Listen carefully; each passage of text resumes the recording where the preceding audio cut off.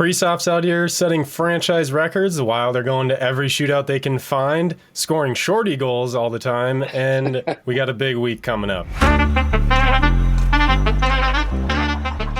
The Wild have won 21 games that have gone to overtime or a shootout dating back to the beginning of last season, and that's the most in the NHL in that span. Do you feel like we play ourselves into overtime, or are they comebacks? I mean, you can look at it a few different ways. Well, first of all, I'm still trying to grab the magnitude of that statistic. If I'm not so sure that's a great category to be leading in, or if it's certainly exciting as right. fans. Their wins, I don't at know least. Yeah, I don't know if hockey apps or players particularly want to lay claim to such a. That's an incredible. Like that goes back to last year. You said like 21 times. Yeah, 21 wins dating back through all of 2021-2022 season. Well, that's a wonderful marketing ploy, but I can guarantee you the hockey apps or the players are probably going like, let's tighten that one up a little bit, because certainly that's not a law of averages that you want to sustain, because this is professional National League hockey here, and it's not gonna be storybook every time, but I'm still trying to get my brain around that. Incredible. Do they play themselves into overtime and shootouts? Obviously not. Fans love it. Players hate it. I would definitely say that. And that what we saw yesterday in Dallas was like Sunday in Dallas was like you got like what? Really? What? Right. And we kind of got to see a little bit of both. We saw, the comeback with the Ducks, and we kind of saw ourselves obviously playing ourselves into overtime with the Stars. But let's kind of start with earlier in the week with the Oilers. We had a 5-3 win, which I kind of see as a 5-2 win. That last goal, I don't really count that. That was with like less than a few seconds left in the game. Whatever. We won 5-2. So, does it feel good to kind of win against such an offensive powerhouse such as the Oilers this week? And we got to face them 2 more times yet. Yeah, including this most current road trip here in a few nights. But absolutely, a win over the Oilers. With McDavid and Draisaitl, yes, they've got other problems. We've talked about that even as early as last week on our podcast. But that's a galvanizing win. And yes, though, remember we talked about you don't ever shut McDavid or Draisaitl down. You control them, or at least keep tabs on them and do that. So that's a huge win for sure. The Ducks win was again a gritty thing, and we get into this trend, and I don't know. I do. Well, first of all, you were so excited to see 97 in person, and I know you were on the glass at the XL Energy Center. What were you thinking about McDavid here? Is he still dazzling? Oh man, we shut him down really good. Middleton, I felt like actually from what I was seeing was one of the best shutdowns of McDavid in the game. He had some huge poke checks right in the slot when McDavid was trying to walk on him. He couldn't get around him, but I think the other 97 looked better on the other side of the ice. A little Kaprizov, he was flying all over the place. He was hot. Yes, McDavid had a goal, but it was set up by Draisaitl for sure, and he just had to put it away. But I don't know. He didn't look as good as the first time I've seen him on ice, but I think that's a lot of credit due to the Wild for sure. So a five win and two loss homestand, really, really good. And the Oiler win galvanizing. The Ducks is a good win. And that leads us to their road trip Sunday in Dallas, and in an incomparable 5-1. I was laughing. Somebody used to say 3-goal leads are the most dangerous in hockey, but what about a 4-goal lead with basically a half a period to play? That was insanity yesterday, and we're learning and remembering that being a sports fan, whether you're covering purple or the green and Iron Range red, it's not for the faint of heart, is it? Right, especially here in Minnesota. My goodness, it has been a tough fall for everybody, no matter if you're watching the Wild or the Vikes. But, thinking about losing a 4-goal lead, do you feel like there's kind of 2 different mentalities, and I'm curious to what mentality you think the Wild are in, do you feel like they're going, oh man, we blew a 4-goal lead, this could happen to us at any time, this isn't good, like we got to step it up, we got to fix ourselves, we got to do something? Or is more their mentality like, hey, now moving forward, we know that this can happen to us at any time, and we need to always have our feet on the throat. We need to put that pedal down, no matter if we're up 5-1 or 2-1. It doesn't matter. We shouldn't change our game. How do you kind of look at it? just how you outline that, probably 6 of one, half dozen on the other. But I think in Yep. reality, you're probably leaning and skewing more towards like, boy, is that just going to be a confidence shatter? Like, let's not even talk about 4 goals leads in the third period. Let's talk about 1 goal leads with 3 minutes to play, or 2 goal leads with a half a period to play. I mean, those are the leads you want to salt away, play your systems, play shutdown hockey, get out of there, get done. They're in Dallas, obviously terrific goal scoring ability. They've got a veteran-laden team with some really remarkable young guns. You're in their barn. They're in the top of their division right now. It's a big statement win at 5-1. I'm pretty concerned about the mental marker that could leave a team and its players, like the Wild, coming out of that one, Cole. And the good news is they're getting right back in the saddle here with games in Calgary and Edmonton and Vancouver and a 4-game road trip now. So, hopefully short memories, you can bulk erase that one. But I guarantee you the concern of the hockey ops and the coaching staff right now is like, I hope that wasn't too big of a mental dart, so to speak, to be tossed at a team that's really, quite candidly, scrapping with what it has in the barn right now to sustain wins and stay on the roll that they seemingly are now on again. Feels like one of those games where the coaching staff has to walk around and just Ted Lasso it and tell everybody just be a goldfish, have a short memory, move on to the next one. But also, make sure you don't forget it, because we don't want this to happen when it gets into the playoffs or even when we're in that playoff run. So that's my hope, is that they take it that way too. I think you're right on the money there, and I think that's more of a professional attitude to say. I think, I know we always talk about backyard games if that happens to us, or high school hockey games, or college, whatever. But you're going like, I think the pros have more of a Teflon where that doesn't that crushes a high school kid or a college player. But the pros are like, you know what, we got a lot of games. We're big boys, and let's hope that memory's short. Yep. And, luckily in the end, we still came away with the win. So you can check that one off as a W. So that makes it, you get the points and everything for that. And Kaprizov, man, I mean, everybody scored their goals for the Wild in the shootout, but Kaprizov just makes it look so easy time and time again. My goodness, I don't understand how he does it. Some of the dangles he has, and he's currently on a streak of 6 goals, or 6 straight games with a goal. And he has a 12-game point streak as well, which actually ties the franchise record. So all eyes will be on 97 this week. See if he can break that franchise record.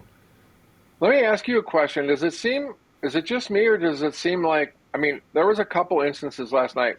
Kaprizov was certainly one of them on a shootout. Zuccarello was certainly another. Those are the 2 most pure goal scorers right now, arguably Boldy in this and that too. But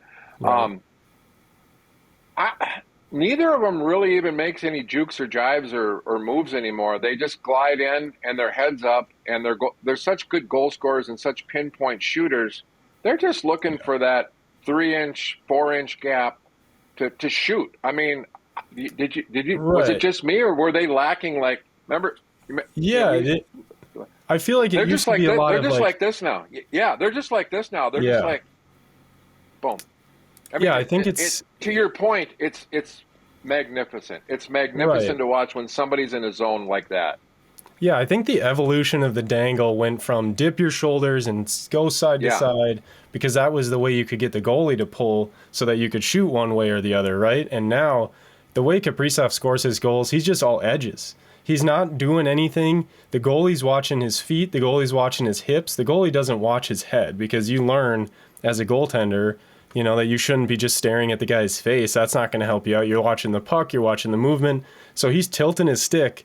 Like at least the Ducks game, he's coming in with the puck on his backhand, and it's clear to everybody he's going backhand. He's going to fake to his forehand, but his edges are selling that he's going to his backhand.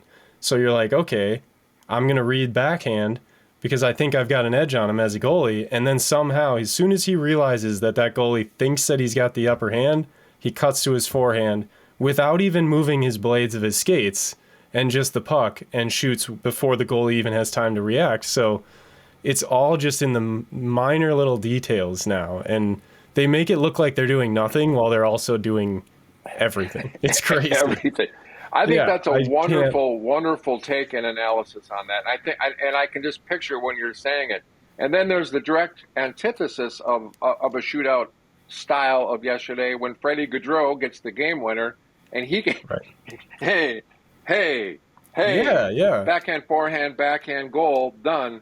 But the point of that, and the point of your wonderful analogy, is not everybody can be a Kaprizov or a Zuccarello, or let's go back to McDavid, Draisaitl. I mean, pure goal scorers. And here's another thing. When you were talking about what you saw with Kaprizov and the motion and the edges and the angles and everything else, there's so much videotape in the NHL these days that the goalies know exactly that he can go laterally on a dime, or he can go horizontally on a dime. He can shoot. He can stop. He can zig. He can zag. I'm just wondering if it's a combination of, like, you know what? I can do that, and they know I can do that, and maybe I will, maybe I won't. I can freeze them with this for a while, and then I can just hocus pocus and shoot the puck with and score on you. And just basically the advent of videotape, where waste of motion is waste of motion. If you can hit quarters with a bow and arrow at 100 yards, let's just do that. Right, yeah. I mean, kind of like a pitcher in baseball. Everybody's seen his pitch. They've watched his pitch. They can dial it into a pitching machine to recreate the exact same curveball. It doesn't matter. If he can throw it. Go ahead. Try to stop it. And Kaprizov just is like, he's setting it up, and if the goalie doesn't want to bite, he's just going to shoot it where the goalie didn't bite to. You know, he knows. I think you're right on the money. His goals seem to follow that path as well, even like on a power play goal that he just had. I think it was against the Stars or the Ducks, where he was on the bottom lower half of the circle. He had the puck. He kind of looked like he might pass, and so the goalie didn't fully go over, and he just read that and was like, oh, I'll shoot this in, and just shot it. It wasn't a one-timer. He just kind of had the puck in his hands, was like, all right, you give me an opening, I'll take it. He's just a wizard on the ice, and man, his 12-point game streak is tied with Granlund and Fiala for the franchise record, and his 6-game goal streak also ties the franchise record. So all eyes on this next game here. But that game against Anaheim also, there was a franchise record set. I don't know if you noticed. The Wild had 49 shots on goal. It was originally ruled 48, but I saw they actually changed it to 49. They went back and looked, and that ties the record, which was set last year. So it kind of seems like the Wild are shooting a lot more than they used to in the past years. Well, they very well could be, and they also have some shooters. And I think any Minnesota Wild alumni that took any great pride in having former single game individual records will be eclipsed here by a certain young man from Russia named Kirill Kaprizov. I think he is going to rewrite the Minnesota Wild record books almost single-handedly, and he's that generational player that has every right to do so. And you won't be hearing anybody who follows this team, who works for this team, who used to play for this team, complaining about it, because he is something special, and I expect him to rewrite a lot of records, to be honest with you. Yeah, and I mean, we've talked a lot about it, obviously. He's had a big hand in the offensive production by this team. The Wild have actually scored 5 or more goals in 3 straight games for the 5th time in franchise history. So there's that. And since November 23rd, I actually looked it up, the Wild rank 2nd in the NHL with 27 goals scored. So offense is there. Do you kind of feel like, besides Kaprizov, what's been kind of the big surge, kind of the spark plug for the offense lately? Well, I mean, we've been talking about it since we started our Minnesota Wild Hot Dish Sports podcast, that secondary scoring. And I was interestingly reading an article in The Athletic from Michael Russo about the coaching staff kind of not really focusing on secondary scoring. But if you take a look at Jordan Greenway scoring, if you take a look at guys like Reeves and scoring, Gaudreau, those are the list of characters, the familiar faces that Middleton getting points from the back end right now. Spurgeon's got a couple assists here the other day in Dallas. It's the secondary scoring that's leading to things that I would think would convert into the offensive statistic that you're talking about, for sure.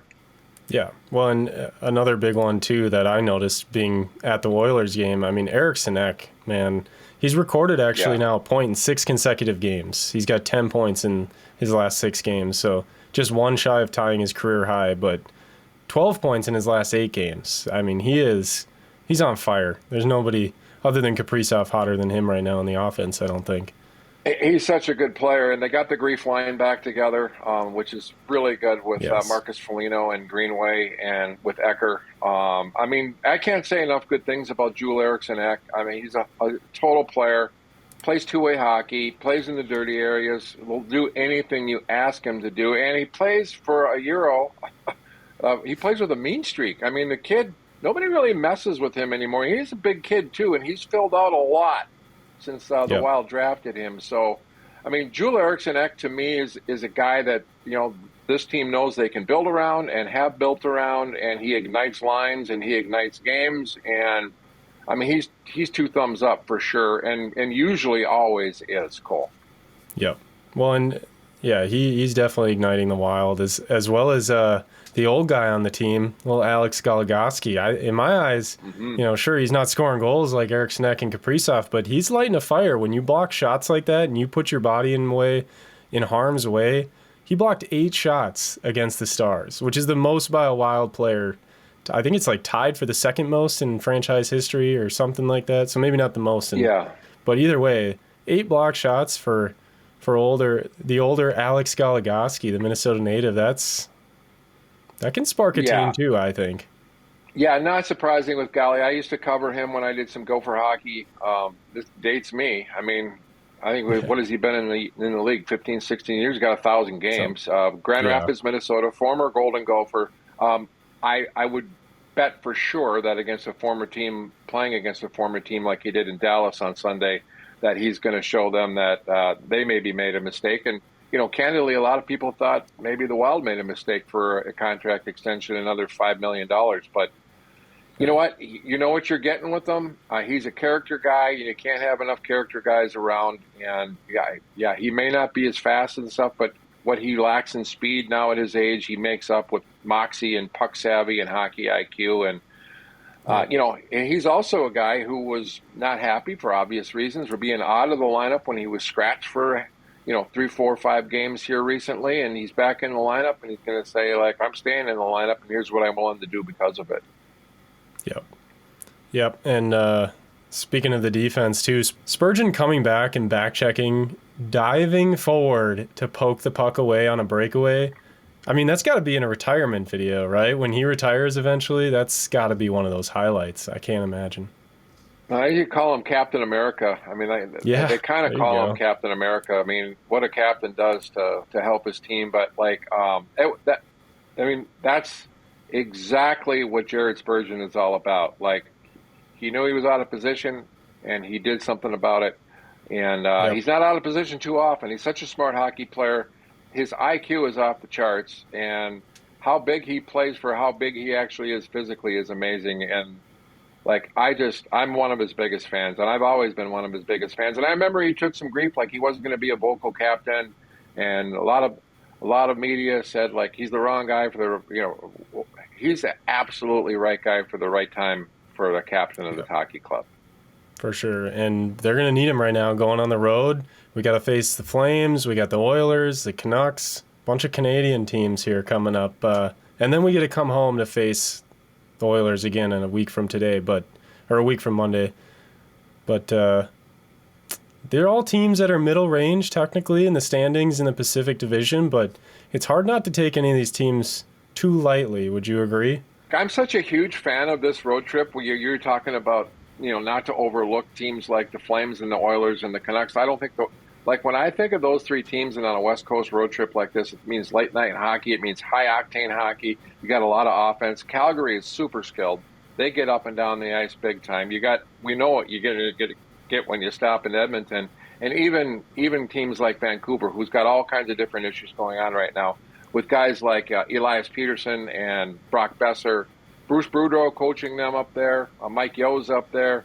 They're a north-south team too, so the Wild better be on their toes with this one and not looking by anybody, and they won't be. Right, and we all know in the NHL it's never easy to win on the road. I mean, the Wild all-time record is 16, 26, and 6 in Calgary, but the Flames are below 500 this year, so we'll see. You know how significant that is? I know this for a fact because I talked to enough pro hockey people, they look at any road trip as 500 as like 500, man. That's awesome. That's crazy.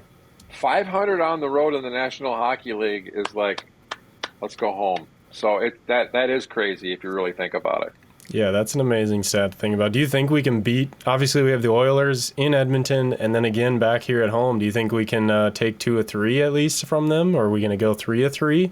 We've already pulled the one off. Well, I mean, one thing we are learning, if they can, the old Wild versus the start of this year never really let, losing streaks get past 1 game or 2 games. That was a key to their success. That was their secret sauce last year. They've done it this year on the opposite, and that's why we're at where we're at right now when I say we, they, the Wild. But again, you take 2 out of 3, you're doing cartwheels. I mean, obviously there's just a 3-game road trip now, so you can't really go 500, but they better win a couple out of the 3. I know that in terms of where they need to, what they need to accumulate here in December and where they need to go. And all indications are right now, coming off a pretty good homestand and that Wild game in Dallas, that's pretty attainable for them, 2 out of 3 on this road trip. And again, that would be a bullseye. Yep, for sure. And we'll be making sure we talk about those games as they come up. And hope everybody gets a chance to see them, because that's going to be some good hockey for sure. It's never slow when you're watching Canadian teams against the state of hockey. That's always a good time. But thanks for tuning in. Please like, subscribe, comment below. We'll answer your questions in our following videos, and find us anywhere you can find Hot Dish Sports. Go Wild.